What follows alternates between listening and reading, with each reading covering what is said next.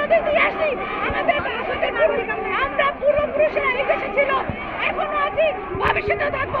আমরা এই দেশ ছাড়বো না, এই দেশে থাকবো। এই দেশে আমাদের সংসার সুরক্ষিত আইন আমরা বাস্তবায়ন চাই। আমরা কিছুই চাই না, আমরা শান্তি চাই। রাতের ঘুম কেড়ে নিয়েছে আমাদের, আমরা ঘুমাইতে পারি না। কেন? এর জবাব দিতেই হবে এখন বাংলাদেশের অভ্যন্তরীণ সরকারকে। কেন আমরা শান্তিতে ঘুমাতে পারি না? রাত জেগে বসে থাকি কেন? আমাদের ছোট ছোট বাচ্চারা জেগে থাকে এই স্বাধীন দেশে।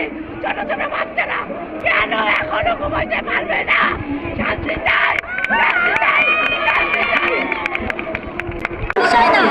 আমরা জন্মসূত্রে বাংলাদেশের নাগরিক, আমরা এই দেশে শান্তিপূর্ণভাবে বসবাস করতে চাই।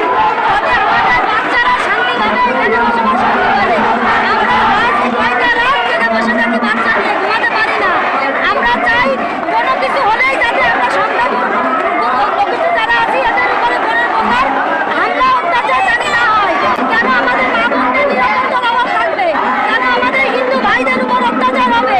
কেন হিন্দুদের ঘরে আগুন লাগাই দেওয়া হবে? আমরা এটার নিরাপত্তা চাই, সুষ্ঠু বিচার চাই সরকারের কাছে। নির্দেশনা মোতাবেক আমরা বাংলাদেশের হিন্দু